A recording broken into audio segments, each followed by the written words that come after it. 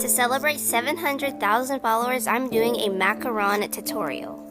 I've been making this recipe for years, and it definitely guarantees a stable yet light and airy macaron shell. Macarons aren't quite the crisis of a cookie people deem them to be, and they're actually fairly simple. You just need the right recipe and instructions. So for step 1, all you're going to do is blend up your powdered sugar and almond flour in a food processor to eliminate any chunks that you may have.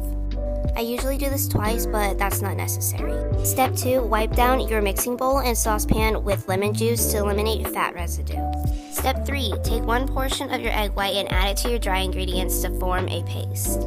This is also the stage where you want to add your food coloring. Step 4, add your other portion of egg white to your mixing bowl. Step 5, you're going to add your sugar and water to a saucepan and put it over medium-low heat. If you have a food thermometer, you can wait till it gets to 244 degrees, or you can do what I do and do the raindrop method.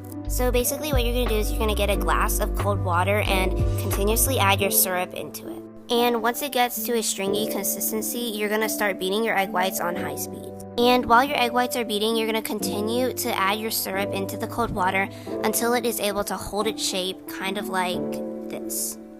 And now for step 6, you're going to slowly add your syrup down the side of your mixing bowl. You're going to let this whip up for about 3 to 4 minutes, and then you can add whatever flavoring you want. And at this point, it should be a soft peak. And now for step 7, you're going to slowly start adding your meringue into your paste. The whole point about mixing this is to try to get the air bubbles out. So what I usually do is I fold the batter and then I spread it out kind of like this. And you're going to continue doing this until you're able to form a figure 8. Also, what I love about this method is that it's very difficult to overmix your batter. And now for step 8, you're going to add your macaron batter into a piping bag and pipe them out onto a parchment paper lined tray.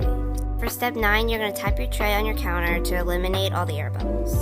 And if you see in this next clip, I usually turn my tray to just make sure I have all the air pockets out. And if you're like me and you don't have tons of trays to use, just slide the parchment paper right off and continue piping.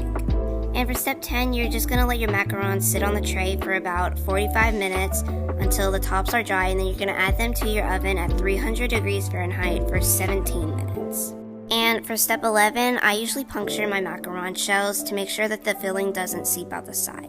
And lastly, all you have to do is add your filling, smush the shells together, and you are done.